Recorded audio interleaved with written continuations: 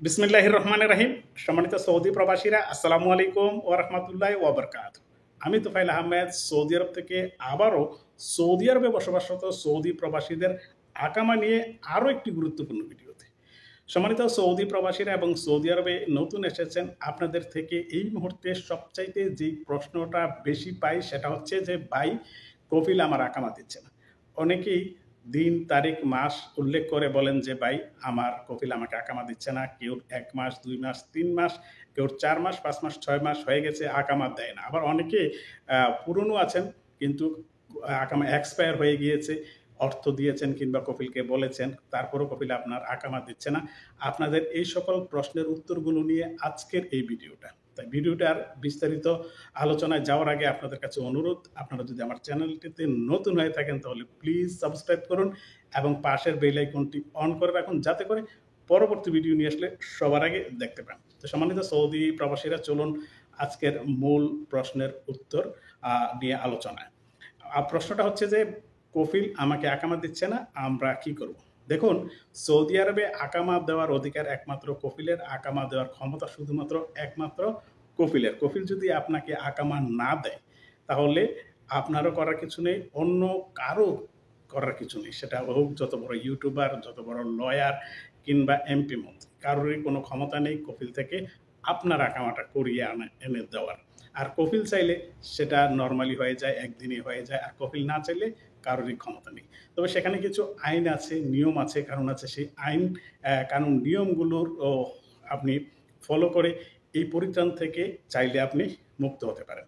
সেটা হচ্ছে যে, প্রথমে বলি, যারা নতুন এসেছেন, আপনাদের সৌদি আরবে আসার প্রথম দিন থেকে, অর্থাৎ আপনি যখন এয়ারপোর্ট ক্রস করবেন, সেখান থেকে আপনার একটা দিন শুরু হবে ৯০ দিন।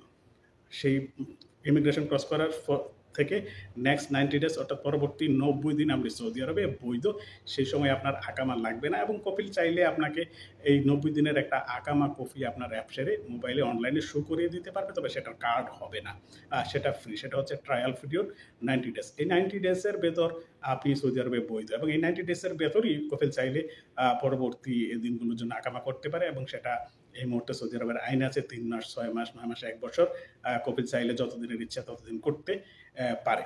অথবা এটা এক্সপায়ার হয়ে গেলেও কপিল জরিমানা দিয়ে করতে পারবে, সমস্যা নেই। প্রথমবার এক্সপায়ার হয়ে গেলে ৫০০ রিয়াল জরিমানা দিতে হবে, এবং 90 ডেজ এর পরে আরও আপনি 72 আওয়ার্স পাবেন। সেই ৯০ দিনের পরেও আরও ৭২ ঘন্টা পরবর্তীতে আপনি এক্সপায়ার হবেন। তারপরেও কপিল সেটা জরিমানা দিয়ে করতে পারবে, সমস্যা নেই, কপিল যদি চায়। আর কপিল না চাইলে সারা জীবনও হবে না।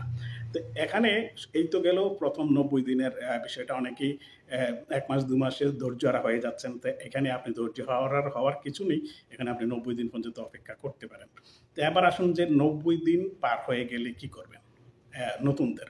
তো এখন ৯০ দিন পার হয়ে গেলে যদি সে আপনার আকামা দেয় না, আপনার সাথে তালিবালি, তালবাহানা, এই অজুহাত, সেই অজুহাত, বিশেষ করে দালালরা সবচেয়ে বেশি অজুহাত দেয়। কোনো একটা ক্রু ফেলেই বলে যে সরকারিভাবে বন্ধ, এই বন্ধ, সেই বন্ধ, সার্ভার বন্ধ।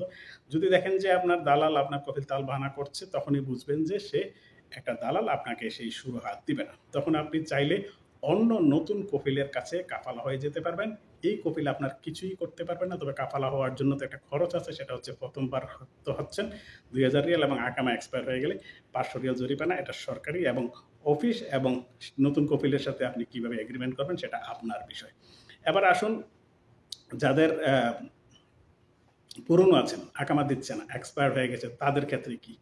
তাদের ক্ষেত্রেও সেই একই নিয়ম যে, আপনি আকামা এক্সপায়ার হয়ে গেলে যেদিন আপনার এক্সপায়ারি ডেট, সেই ডেট থেকে পরবর্তী ৭২ ঘন্টা, সেটা ইমার্জেন্সি একটা সময় দেয় সৌদি আরব সরকার।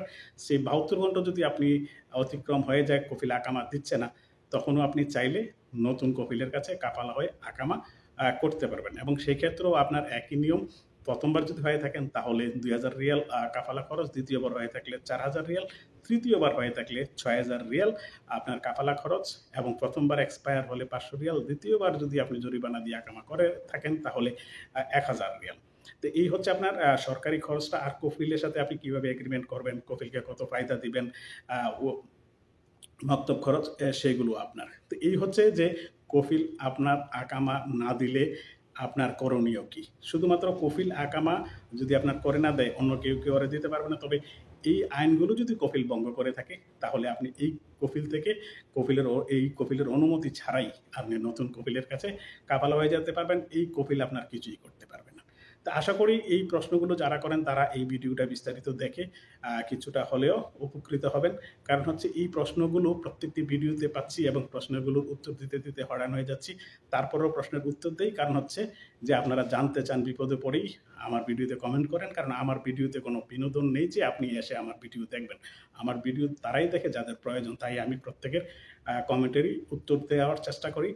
কারণ হচ্ছে আমিও তো চাকরি করি, তাই আমার অবসর পেলেই আপনাদের কমেন্টের উত্তর দিই। তাই সৌদি আরব সংক্রান্ত যে কোনো বিষয়ের নতুন ভিডিও নিয়ে সবার আগে দেখতে চ্যানেলটি সাবস্ক্রাইব করে রাখুন এবং ভালো থাকুন, সুস্থ থাকুন, নিরাপদে থাকুন। আল্লাহ হাফেজ। আসসালামু আলাইকুম ওয়া রাহমাতুল্লাহি ওয়া বারাকাতুহু।